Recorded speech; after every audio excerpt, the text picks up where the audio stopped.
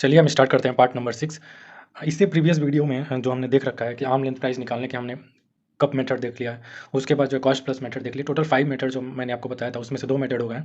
Third method जो है वो एक ट्रांजैक्शनल नेट मार्जिन मेथड, जिसको शॉर्ट में TNM मेथड बोलेंगे, ट्रांजैक्शनल नेट मार्जिन मेथड। ठीक है, इसको देखते हैं ये क्या होता है।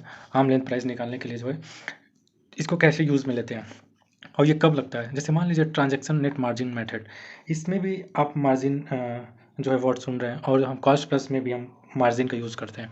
देखिए जनरली ये लगता किस पे है, किस केस में लगता है। जैसे मान लीजिए एक ए लिमिटेड है, या फिर हम मान के चलते हैं एक इन्फोसिस है। ठीक है, इन्फोसिस जो सॉफ्टवेयर डेवलप करती है कंपनी, सॉफ्टवेयर बनाती है।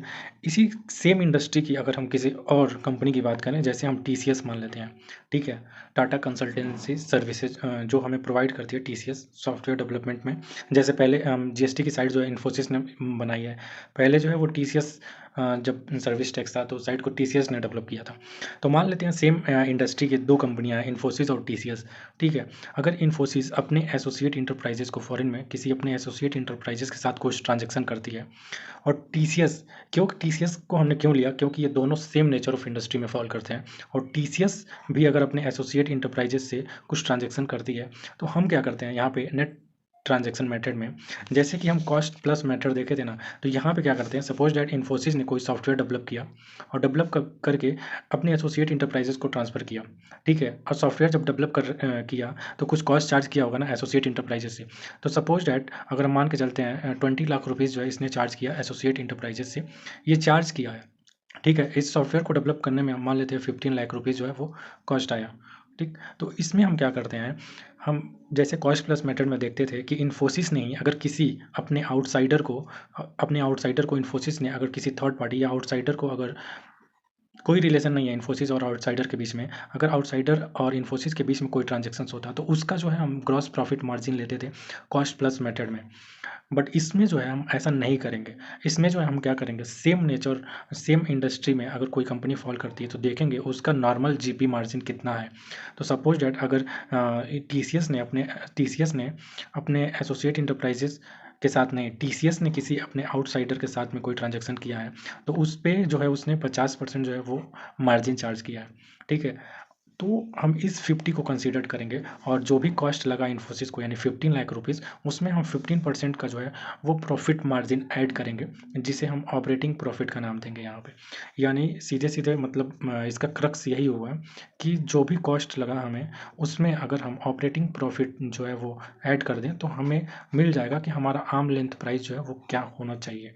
और जब हमें आर्म लेंथ प्राइस मिल जाएगा तो जो भी हम एक्चुअल, ठीक है, एक्चुअल में जो प्राइस चार्ज किए होंगे, इन दोनों का डिफरेंस आपको पहले ही पता है कि हम इनकम में जो है उतने से डिफरेंस जो भी अमाउंट आएगा इनकम में हम ऐड कर देते हैं, और इनकम को जो है इंक्रीज़ कर देते हैं। तो ये था ट्रांजैक्शनल नेट मार्जिन मेथड कब लगाते हैं, किस केस में लगाते हैं। इससे रिलेटेड जो एक क्वेश्चन है उससे हम देख लेते हैं। हाँ, उस क्वेश्चन पे जाने से पहले एक चीज़ मैं और बता दूँ, ऑपरेटिंग प्रॉफिट निकालने का तरीका होता है कि operating profit divided by total cost into 100, तो हमें ऑपरेटिंग प्रॉफिट मार्जिन मिल जाएगा। ध्यान रखिएगा यहाँ पे हम टोटल कॉस्ट लेते हैं, ये कॉस्ट पे ही लगाते हैं। ठीक है, और ये किसका लेते हैं ऑपरेटिंग प्रॉफिट, जो यहाँ पे जैसे एग्जांपल में हम इन्फोसिस के लिए आर्म लेंथ प्राइस निकाल रहे हैं, बट ऑपरेटिंग प्रॉफिट हम लेंगे TCS का। टोटल कॉस्ट किसका लेंगे, टोटल कॉस्ट जो हम लेंगे TCS का। ठीक है, उससे हमें परसेंटेज मिल जाएगा ऑपरेटिंग मार्जिन, ऑपरेटिंग प्रॉफिट। ठीक है, अब हम उसी ऑपरेटिंग प्रॉफिट को कॉस्ट में जो है ऐड करेंगे, हमें आर्म लेंथ प्राइस मिल जाएगा। उसके बाद हमें पता ही है कि आगे करना क्या है। तो ट्रांजैक्शनल नेट मार्जिन मेथड, ये हमारा जो है वो थर्ड मेथड था, ट्रांजैक्शनल नेट मार्जिन मेथड। इससे रिलेटेड जो है हम अगर क्वेश्चन की बात करें तो एक क्वेश्चन देख लेते हैं। जैसे देखिए मई 19 और दिसंबर 21 में जो है एक क्वेश्चन आया था।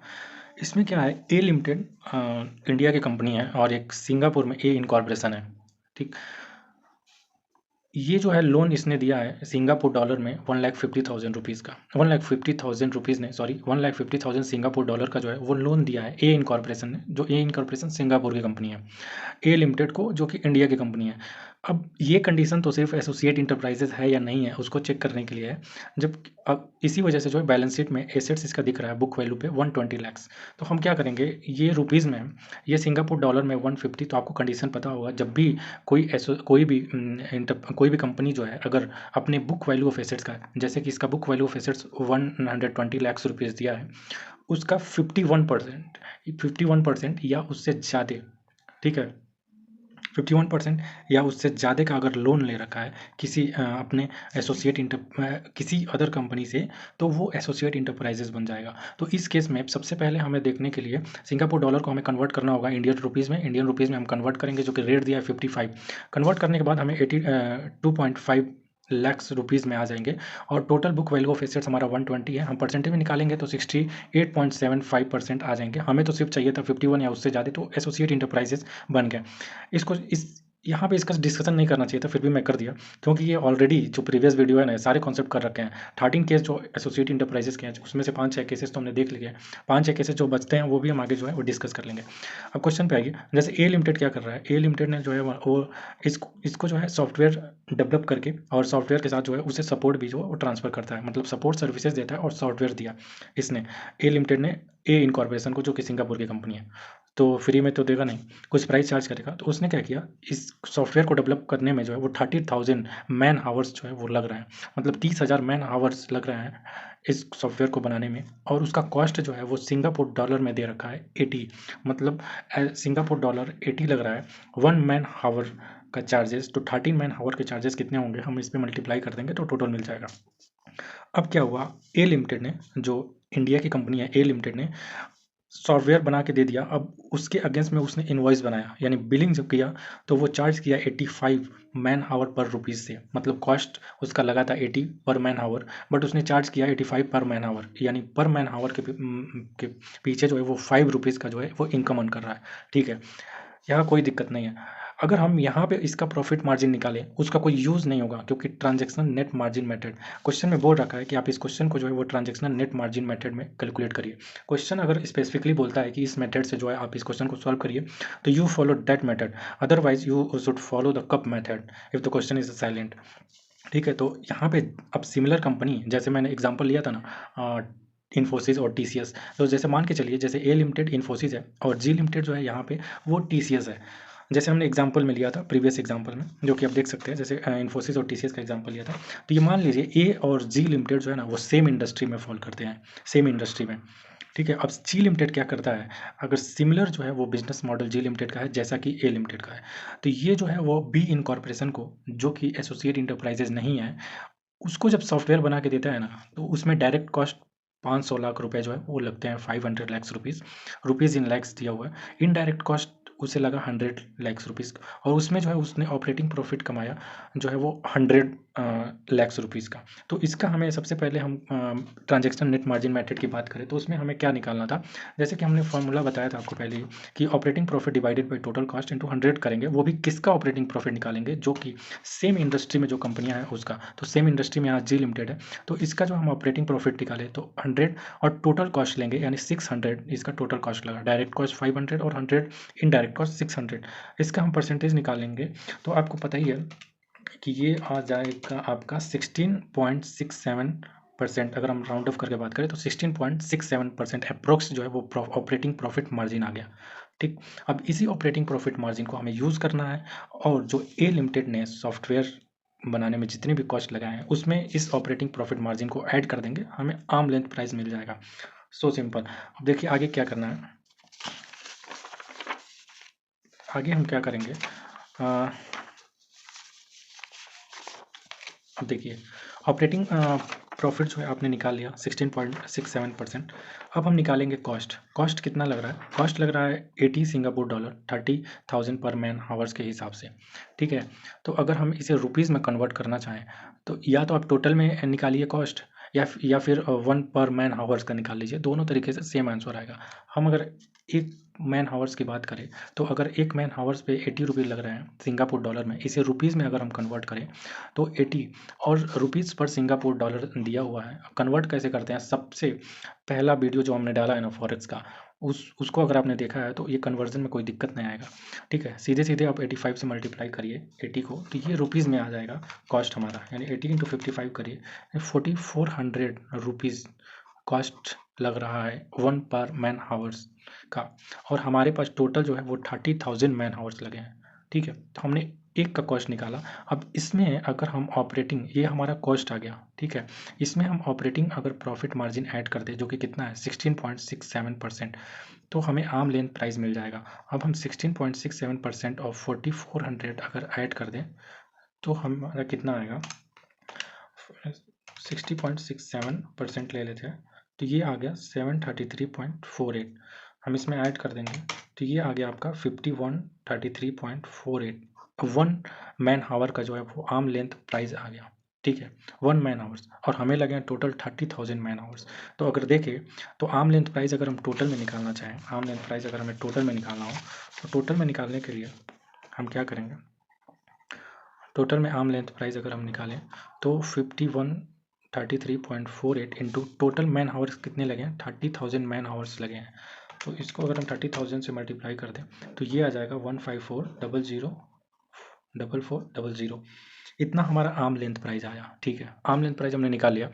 अब हमें क्या करना है, अब सबसे पहले आर्म लेंथ प्राइस निकालने के बाद हमें एक्चुअल प्राइस कितना चार्ज किया है, एक्चुअल प्राइस कितना चार्ज किया है ए लिमिटेड ने, ये कम चार्ज किया है, क्योंकि अपना इनकम को जो है वो कम करना चाहता है ए लिमिटेड। अगर अपने इनकम को कम करेगा तो टैक्स भी है वो कम देगा, ठीक है। तो अब इसके इनकम में वो उतना जो है वो कम कर रखा है, जितना आर्म लेंथ प्राइस निकालने के बाद हम उसके इनकम को उतना बढ़ाएंगे। तो अब एक्चुअल प्राइस उसने कितना चार्ज कर रखा है, तो सबसे पहले हम देखें तो उसका एक्चुअल प्राइस कितना चार्ज कर रखा है। तो देखिए क्वेश्चन में दिया हुआ है, क्वेश्चन में दिया हुआ है कि उसने जो बिलिंग किया ना 85 सिंगापुर डॉलर के हिसाब से पर मैन आवर के रेट से चार्ज किया है। तो अगर हमें टोटल में एक्चुअल प्राइस निकालना हो तो हम क्या करेंगे, पहले तो 85 को कन्वर्ट करेंगे सिंगापुर डॉलर को रुपीज़ में, तो 55 ये हमारा बन गया रुपीज़ वैल्यू, ठीक है। अब ये एक मैन हावर्स का रुपीज़ वैल्यू बन गया। अगर हम टोटल में निकालें तो 30,000 पर मैन हावर्स है, तो हमें एक्चुअल प्राइस मिल जाएगा 85 इंटू 55 इंटू 30,000 रुपीज़, तो ये हमें मिल गया 140,25,00,000। इतना जो है हमें चार्ज किया है, इतना जो है वो ए लिमिटेड ने चार्ज किया है। इन दोनों का अगर हम डिफरेंस देखें कितना आ रहा है 154,00,000 तो ये आपको मिल जाएगा 137,544,00 का डिफरेंस है। मतलब इतने अमाउंट से जो है हमें इनकम इंक्रीज़ करना पड़ेगा, इनकम जो है वो इंक्रीज़ करना पड़ेगा। किसका इनकम, ए लिमिटेड का, क्योंकि ए ही तो सॉफ्टवेयर सेल कर रहा है ए इनकॉर्पोरेशन को। तो ए लिमिटेड का जो है वो इनकम आपको इतना से बढ़ाना पड़ेगा और उसके इनकम में हम इतना ऐड कर देंगे। क्वेश्चन में देखते हैं क्वेश्चन पूछा क्या था। सबसे पहले क्वेश्चन पूछा था कि कैलकुलेट करिए आर्म लेंथ प्राइस और बताइए using transactional net margin method. और सब क्वेश्चन में ही अगर हम ऐड करते कि और बताइए आप कितने से इनकम जो है इंक्रीज़ करेंगे ए लिमिटेड का, तो इतना हो गया इनकम इंक्रीज़ करने का, ठीक है।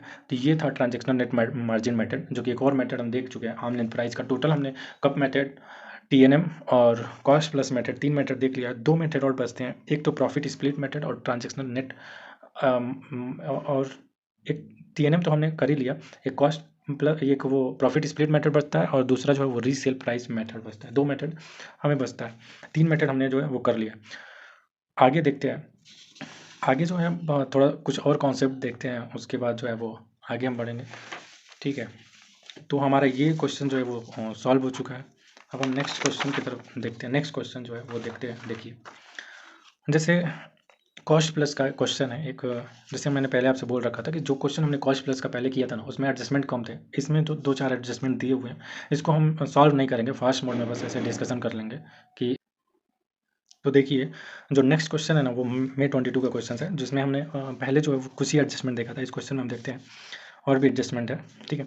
जैसे बी लिमिटेड है वो ए लिमिटेड को, ए लिमिटेड जो है बी लिमिटेड में 30% जो शेयर होल्ड कर रहा है, 26% ही चाहिए था रिक्वायरमेंट, 26% से ज़्यादा एसोसिएट इंटरप्राइजेस बन गया, इस पर ज़्यादा डिस्कस नहीं करूँगा।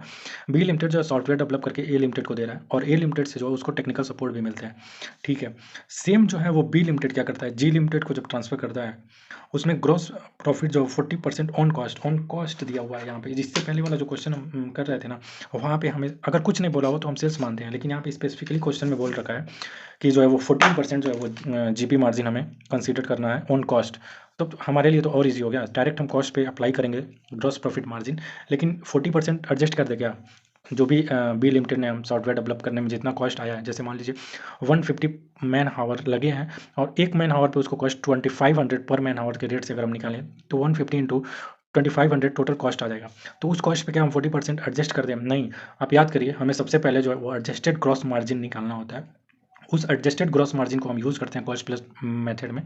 तो एडजस्टेड ग्रॉस मार्जिन कैसे आएगा? एडजस्टेड ग्रॉस मार्जिन में कुछ नहीं करना होता है, जो भी फंक्शनल डिफरेंसेस होते हैं, जैसे बी ने जब ए को जो भी ट्रांसफर कर रहा है सॉफ्टवेयर और बी जब जी को कर रहा है, तो ज़रूरी नहीं है कि सेम जो है वो एग्रीमेंट हो, ए के साथ सेम एग्रीमेंट हो जी लिमिटेड के साथ, कुछ डिस्काउंट, वारंटी, CIF, FOB ये सब कंसीडर करने के बाद जो भी हमारा कॉस्ट आता है ना, जो भी हमारा ग्रॉस परसेंटेज मार्जिन में उस एडजस्टमेंट, उस फंक्शनल, जिसे हम फंक्शनल एडजस्टमेंट बोलते हैं, एडजस्ट करने के बाद हमें ग्रॉस एडजस्टेड ग्रॉस मार्जिन आएगा और उसको हम अप्लाई कर देंगे उस पर, तो वो आ जाएगा। तो क्या करेंगे, एक एक देख लेते हैं। 4 एडजस्टमेंट है जिसमें technical support from A limited, मतलब बी ने दिया है, बी को ए लिमिटेड से टेक्निकल सपोर्ट मिल रहा है। तो अगर इसने कुछ सेल किया, जैसे सॉफ्टवेयर डेवलप करके चार्ज करेगा, तो बदले में जो है इसको टेक्निकल सपोर्ट मिल रहा है, तो उस प्राइस को जो है वो कम करेगा ना। बी लिमिटेड ए लिमिटेड से चार्ज करेगा ना कम, उतना प्राइस टेक्निकल सपोर्ट जितने का मिला, क्योंकि टेक्निकल सपोर्ट की भी तो कुछ वैल्यू होगी, उतना वैल्यू जो है उस प्राइस में से कम चार्ज करेगा। यहाँ पे जी लिमिटेड से कोई इसे टेक्निकल सपोर्ट नहीं मिल रहा, तो जी लिमिटेड को जो प्राइस चार्ज किया होगा उसमें तो उसने टेक्निकल सपोर्ट के नाम से कुछ भी जो है वो लेस नहीं किया होगा। तो इसलिए जब हम जी लिमिटेड के 40% ग्रॉस प्रॉफिट मार्जिन उठा रहे हैं, तो इसमें से जो है हम एडजस्ट करेंगे टेक्निकल सपोर्ट के नाम से। Technical support 15% of the normal gross profit, यानी 15% ऑफ, अगर हम 40 ले लेंगे तो हमारा कितना आ जाएगा, 40 टू 15%, यानी 6% जो है हमें एडजस्ट करना होगा। 6% हम क्या करेंगे, लेस करेंगे। ये एडजस्टमेंट जो है वो लेस होगा 40 में से, यानी अगर हम देखें तो 40 माइनस 6 हो जाएगा। ठीक है, अब देखिए quantity discount 10% of normal gross profit margin का मिल रहा है।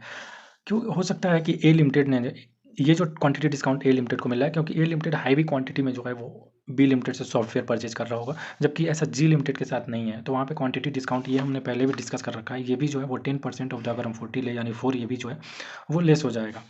अगर in case of services to a limited, ठीक है, ए लिमिटेड को जो सर्विसेज दे रहा है बी लिमिटेड, उसमें कोई भी रिस्क और कोई मार्केटिंग कॉस्ट नहीं हो, ठीक है, मतलब जब बी को ए लिमिटेड को ट्रांसफर करना है ना, तो उस ट्रांसफर के केस में उसे मार्केटिंग नहीं करने की ज़रूरत है और ना ही कोई रिस्क है ट्रांसफ़र करने में। ठीक है, जो कि जी लिमिटेड को जब हम करते हैं, जी लिमिटेड को करते हैं, तो वहाँ पे जो है क्या होता है, वहाँ पे जो है उसे मार्केटिंग प्लस जो भी रिस्क है वो कंसीडर करना पड़ता है, मतलब मार्केटिंग कॉस्ट लगता है। ठीक है, तो जी लिमिटेड में तो उसने चार्ज किया होगा, जी लिमिटेड में तो चार्ज किया होगा ना उसको, बट ए लिमिटेड में ऐसा कोई मार्केटिंग की रिक्वायरमेंट नहीं है, तो उतने से जो है वो प्राइस जो है वो कम चार्ज करेगा। तो हम क्या करेंगे, 20% ऑफ नॉर्मल GP जो 40 है, यानी अगर हम देखें 40 का 20% 8 रुपीज़ जो आएगा, वो 8% उसे हम लेस करेंगे। ठीक है, फिर बी ने क्या किया, ए को 1 मंथ का क्रेडिट दिया है, 5% नॉर्मल ग्रॉस मार्जिन। जब भी हम क्रेडिट देते हैं ना, तो उसके बदले कुछ चार्ज करते हैं, तो जी को बी ने कोई क्रेडिट नहीं दिया, ए को दिया है। हम GP उठाया है 40% जी का, तो जी के GP में क्या करना होगा, हमें इट्स एडजस्टमेंट को ऐड करना होगा, क्योंकि जी में तो उसने चार्ज नहीं किया होगा और हम आर्म लेंथ प्राइस निकाल रहे हैं बी और ए के बीच जो भी ट्रांजैक्शन हुए उसके लिए। तो हमें इस जो है वो 5% को, जो 1 मंथ का क्रेडिट दिया है, 5% ऑफ नॉर्मल GP जो 40 का 5% हो जाएगा, यानी 2% हमें ऐड करना होगा। तो नेट में आपको कितना मिला, नेट में आप 40 माइनस कर दीजिए 10 माइनस 8 प्लस 2 कर दीजिए, आपको 24% हमारा एडजस्टेड ग्रॉस मार्जिन मिल गया। अब हम क्या करेंगे, टोटल कॉस्ट निकालिए। 150 टोटल कॉस्ट इन 2500 के हिसाब से आपका देखें तो 150 इंटू 2500 टोटल कॉस्ट आ गया आपका 3,75,000 रुपीज़। 3,75% कॉस्ट आ गया। अब यहाँ पे क्योंकि कॉस्ट पे दे रखा है, तो हम डायरेक्ट जो है इसमें ग्रॉस प्रॉफिट मार्जिन जो हमने एडजस्टेड ग्रॉस प्रॉफिट मार्जिन 24% निकाला है, इसमें आप प्लस 24% कर दीजिए, आपका आर्म लेंथ प्राइस आ जाएगा।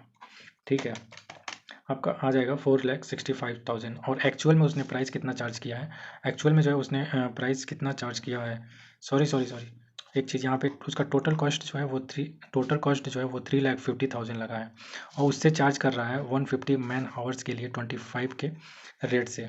ठीक है, तो यहाँ पे अगर हम देखें तो 24%, अगर हम 350 में कंसीडर करते हैं 24%, तो ये आ जाएगा 4,34,000 रुपीज़। और एक्चुअल प्राइस कितना चार्ज कर रहा है, ये एक्चुअल प्राइस चार्ज कर रहा है 3,75,000। ये कैसे आया, ये आया आपका 115 इंटू 2500, जो कि उससे चार्ज किया है बी लिमिटेड ने ए लिमिटेड से।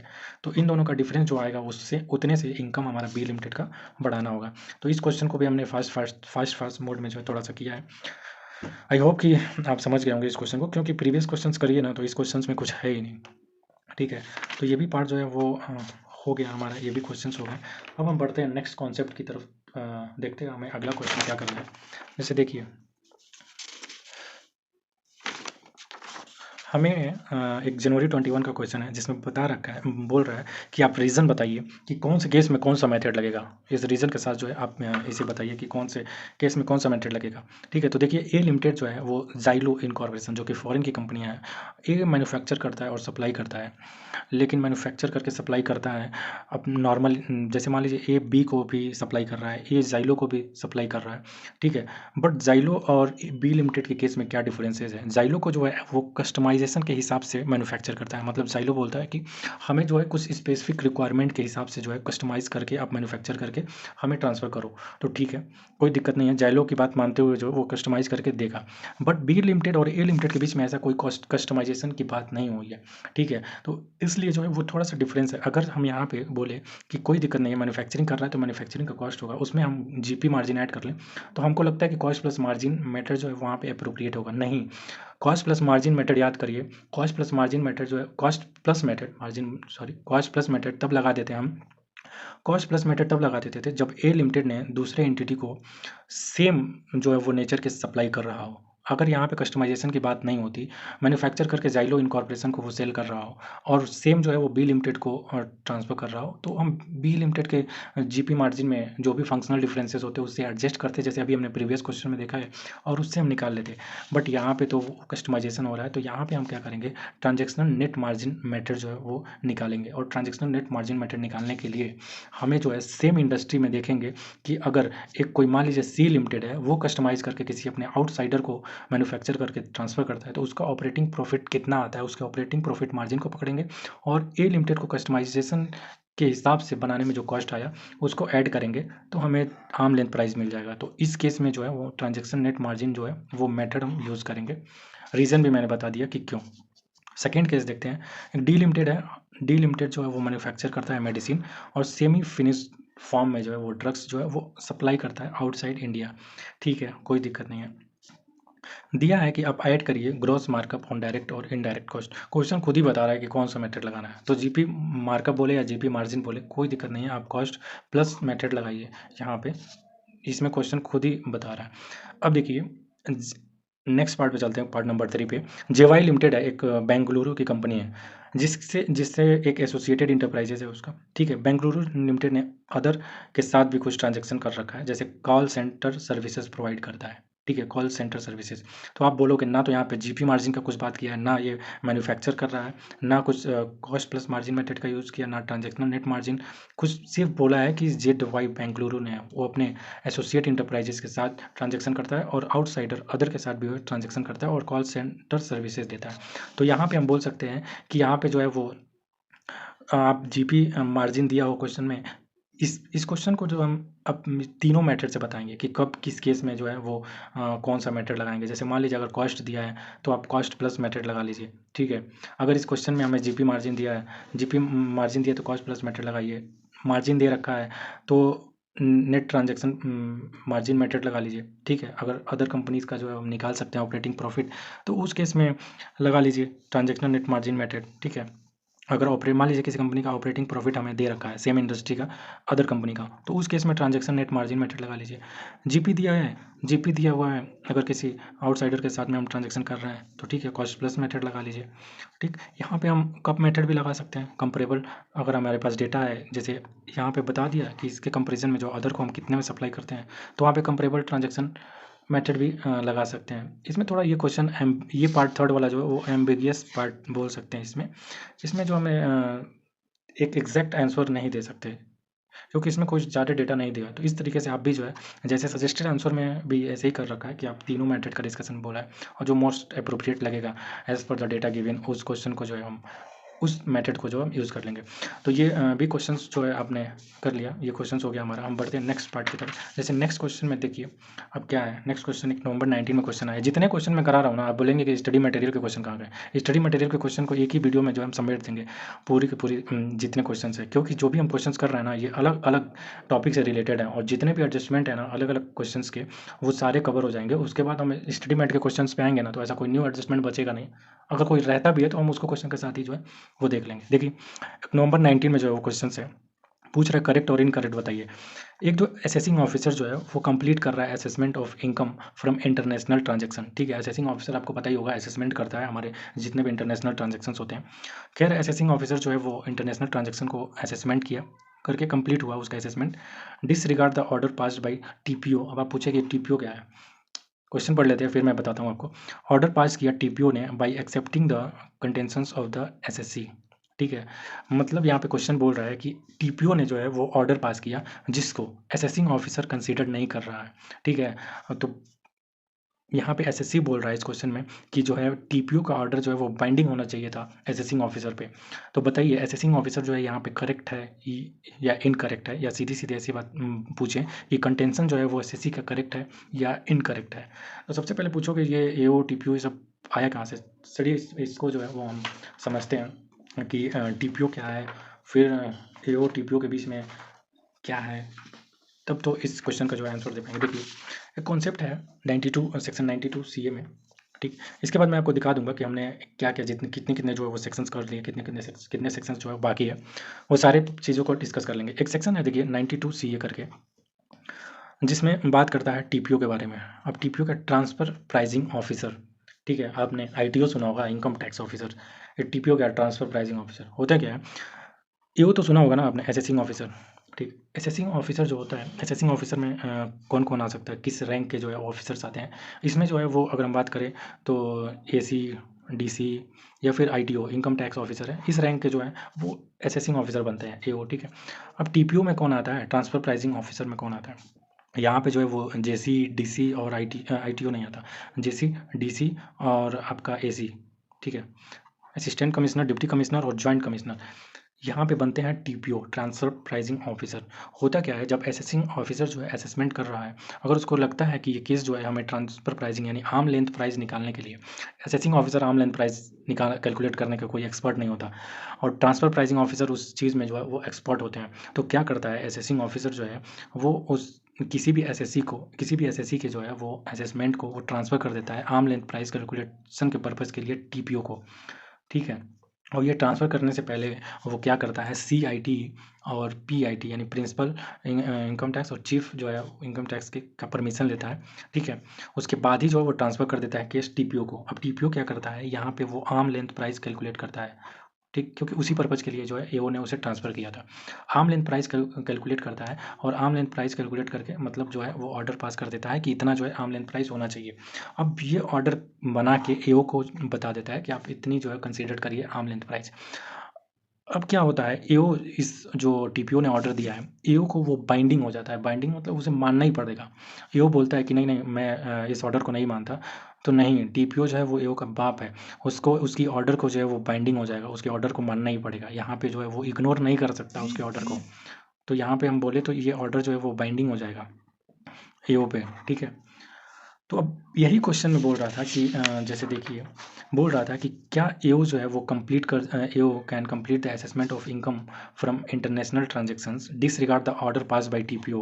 वो इग्नोर कर रहा है, डिसरिगार्ड कर रहा है टीपीओ के ऑर्डर को। तो क्या एओ ऐसा कर सकता है क्या, बिल्कुल नहीं कर सकता। और यही बात जो है वो एसएससी बोल रहा है कि आप जो है एओ टीपीओ के ऑर्डर को जो है वो डिसरिगार्ड नहीं कर सकते। तो बताइए कंटेंशंस ऑफ द एसएससी क्या करेक्ट है या इनकरेक्ट है। बिल्कुल करेक्ट है एसएससी का कंटेंशन, क्योंकि एसएससी एओ को यही समझाने की कोशिश कर रहा है कि देखो टीपीओ का ऑर्डर जो है उसे मान लो। ठीक है, तो यहाँ पे एसएससी जो है वो का कंटेंशन जो है बिल्कुल करेक्ट है। आगे देखते हैं, टीपीओ अभी पूरा खत्म नहीं हुआ, फिर हम लौटेंगे ट्रांजैक्शन प्राइसिंग ऑफिसर। उससे पहले जो हम क्वेश्चन पढ़ते हैं, कह रहे proceedings of the TPO stayed by the court. अच्छा, मतलब जब TPO arm length price calculate कर रहा था उस समय क्या हुआ, कोर्ट ने उस पर स्टे लगाया था। टीपीओ के ऑर्डर कैलकुलेट करने पे नहीं, किसी अदर पर्पज़ के लिए कोर्ट ने जो है वो स्टे लगाया, जिसकी वजह से वो टीपीओ जो है वो ट्रांसफ़र प्राइसिंग कैलकुलेट नहीं कर पा रहा। Time limit after excluding period of stay only 30 days. कह रहा है अगर हम पीरियड ऑफ स्टे को हटा दें तो हम टीपीओ के पास केवल जो है वो 30 दिन बचे हैं। तो पूछ रहा है कितने मोर डेज़ और मिलेंगे टीपीओ को ऑर्डर को पास करने के लिए। तो सबसे पहले देखिए होता क्या है, जैसे हम देख रहे थे कि टीपीओ, इतना कॉन्सेप्ट तो आप समझ ही गए होंगे, ठीक है। होता क्या है, जब भी असेसिंग ऑफिसर असेसमेंट करता है ना, असेसिंग ऑफिसर असेसमेंट करता है तो आपको पता होगा असेसमेंट का टाइम पीरियड क्या होता है। जैसे हम एज पर सेक्शन 143(3) ले लें, 153 ले लें, 147 ले लें, 144 ले लें। देखिए होता क्या है, जो भी रेलिवेंट असेसमेंट ईयर है, ठीक है, वहाँ से क्या होता है 9 मंथ के अंदर अंदर, जैसे अगर हम एग्जांपल में बात करें, जैसे मान लीजिए असेसमेंट ईयर 22-23 की बात कर रहे हैं, 22-23 की बात कर रहे हैं, तो जो भी रेलिवेंट असेसमेंट ईयर यानी इसका प्रीवियस ईयर कितना हुआ होगा 21-22, ठीक है, प्रीवियस ईयर 21-22, असेसमेंट ईयर 22-23 में क्या हुआ, हम हमारा जो है वो असेसमेंट आया, ठीक। तो हमें असेसमेंट ईयर 22-23 में हमारा कोई असेसमेंट, इसको कंप्लीट करने का टाइम क्या होगा। जैसे मान लीजिए असेसमेंट ईयर 22-23 के लिए हम असेसमेंट का टाइम होता है, तो यहाँ उस रिलेवेंट असेसमेंट ईयर जब खत्म होगा ना, तो रिलेवेंट असेसमेंट ईयर 31 मार्च 2023 को खत्म होगा। यहाँ से हम 9 मंथ असेसमेंट के लिए हमें जो है वो मिलता है। मतलब इस एग्जाम्पल में बात करें तो 31 दिसंबर 2023, ठीक है। 9 मंथ अगर जोड़ लें तो 9 + 3 12, यानी 31 दिसंबर 2023 को जो है तक हमें असेसमेंट जो है वो कंप्लीट कर देना चाहिए था, ठीक, असेसमेंट कंप्लीट हो जानी चाहिए थी। अब क्या होता है, इस केस में जब भी केस टीपीओ को ट्रांसफ़र होता है ना, तो असेसिंग ऑफिसर को यहाँ तक तो लास्ट डेट होता है उसे असेसमेंट कंप्लीट करने का, लेकिन क्योंकि ये जो है वो इंटरनेशनल ट्रांजैक्शन टीपीओ को ट्रांसफ़र हुआ था, तो इस केस में असेसिंग ऑफिसर को जो है वो 1 ईयर 12 मंथ का टाइम और दे दिया जाता है आपको असेसमेंट कंप्लीट करने के लिए। तो इस एग्जाम्पल में बात करें, जैसे मान लीजिए 12 मंथ जो है उसका कंप्लीट हो रहा है। अब कब कंप्लीट होगा 12 मंथ, 31 दिसंबर 2024, यहाँ से 12 मंथ और मिल जाते हैं, यानी उससे फाइनली जो है असेसमेंट 31 दिसंबर 2024 तक करना ही रहेगा। अब क्या होता है, अब आप बोलेंगे कि ठीक है, टीपीओ की भी तो कोई टाइम लिमिट होगी कि कब तक जो है उसको ऑर्डर बना के दे देना होता है। तो टीपीओ को ऐसा कोई टाइम लिमिट डायरेक्टली नहीं बताया कितने दिन में करना है। टीपीओ को बोला कि जब भी असेसमेंट ऑर्डर कंप्लीट होने का जो डेट है, वहाँ से आप जो है वो 60 दिन पहले यानी 60 डेज़ पहले आपको जो है ये ऑर्डर आपको पास करके दे देना होगा। मतलब इस केस में बात करें यानी 2 नवंबर 2024 तक जो है टीपीओ अपने ऑर्डर को दे देगा, क्योंकि अगर 2 नवंबर से हम पकड़े तो 60 डेज़ अगर ऐड करें तो 31 दिसंबर पे पहुंच जाएंगे, ठीक। तो 31 दिसंबर से पहले 60 डे हम 2 नवंबर तक जो है वो टीपीओ को ऑर्डर दे देना होगा। लेकिन अब देखिए यहाँ पे हुआ क्या, जब टीपीओ जब अपने असेसमेंट टीपीओ जो है आर्म लेंथ प्राइस कैलकुलेट कर रहा था, तो क्या हुआ, हो सकता है बीच में कुछ जो है इन्फॉर्मेशन लेने पड़ जाए फॉरेन कंट्री से। आर्म लेंथ प्राइस जो एसोसिएट इंटरप्राइजेस के साथ जो उसने ट्रांजैक्शन किया है, तो टीपीओ को फॉरेन भी तो से भी कुछ इन्फॉर्मेशन लेने पड़ सकते हैं एसोसिएट इंटरप्राइजेस को, तो उस पीरियड में कुछ टाइम लग जाते हैं, ठीक है। तो वो टाइम जो है, या फिर कोर्ट ने जो है किसी मैटर पे स्टे लगा दिया, जिसकी वजह से टीपीओ जो है आर्म लेंथ प्राइस कैलकुलेट करने में डिले हो रहा है। तो होता क्या है, जितने दिन जो है वो कोर्ट स्टे लगाएगा उतने दिन से जो है वो एक्सटेंड कर दिया जाएगा इस 60 डे को। सपोज डैट एग्जांपल लेते हैं, अगर 20 डेज़ हमें कोर्ट ने जो है वो 20 डेज़ के लिए जो है वो स्टे लगा दिया था, तो 20 डेज़ और मिल जाएंगे, क्योंकि 20 डेज़ तो यहाँ से 20 डेज़ तो ख़राब हो गए ना टीपीओ के, क्योंकि यहाँ तक तो उसने कुछ काम किया ही नहीं, बचे 40 डेज़। तो इस 40 डेज़ में इसको एक्सटेंड करेंगे हम 20 डेज़ से और, क्योंकि जो कोर्ट ने ख़राब किया था, तो देखा जाए तो इसको यहाँ से यहाँ तक फिर 60 डेज़ मिल गए। तो जब इसको हम एक्सटेंड करेंगे तो ये जो असेसिंग ऑफिसर का 31/12/24 तक कंप्लीट करने का टाइम है, तो ये ऑटोमेटिकली भी ये भी तो एक्सटेंड हो जाएगा 20 डेज़ से। तो 31/12 ना करके अब आप 20 डेज़ से इसको भी एक्सटेंड कर दीजिए, तो असेसिंग ऑफिसर का भी है ऑटोमेटिकली, असेसिंग ऑफिसर का जो है वो असेसमेंट करने का टाइम पीरियड भी बढ़ जाएगा 20 डेज़ से, ठीक। तो देखिए अब ये सारा कॉन्सेप्ट था इसमें। तो यही बोल रहा था इस क्वेश्चन में देखिए अगर, तो बोल रहा है कि क्या हुआ, कोर्ट ने जो है वो 30 डेज़ के लिए स्टे लगा दिया था, तो 30 दिन के लिए स्टे लगाया था। तो बताइए with in how many more days जो है वो मिलेंगे। तो 30 दिन अगर स्टे लगाया था तो 30 डेज़ दो ना, 30 डेज़ दो, और TPO has to pass his order. TPO तो हमेशा अपना ऑर्डर जो है वो 16 डेज़ में पास करता है, ठीक है। तो 60 दिन में अपना ऑर्डर पास करेगा, 60 दिन पहले, जब भी फाइनल असेसमेंट हुआ। और यहाँ पे जो हम बोलेंगे कि 30 दिन जो है उसे मोर मिलेगा, तो यही पूछा था कितने दिन मोर मिलेंगे और कब चाहे वो अपने फाइनल ऑर्डर को दे देगा। 60 दिन पहले, फाइनल असेसमेंट होने से 60 दिन पहले। और यहाँ पे 30 डेज उसने स्टे लगाया था कोर्ट ने, तो 30 डेज उसके बेकार हो गए, तो 30 डेज को मोर और मिल जाएंगे। तो ये था नवंबर 19 का क्वेश्चन, जिसमें जो है आपका 92 CA जो सेक्शन था TPO से रिलेटेड वो भी कंप्लीट हो गया। ठीक है, तो क्वेश्चन के साथ हमने कॉन्सेप्ट भी देख लिया और ये भी जो है वो कंप्लीट हो गया। ये पार्ट थोड़ा सा लंबा हो रहा है, इसको हम यहाँ पे जो है वो रोक देते हैं इस पार्ट को। फिर नेक्स्ट पार्ट में जो है नेक्स्ट कॉन्सेप्ट करते हैं, उससे रिलेवेंट क्वेश्चंस भी करते हैं। Okay, thank you.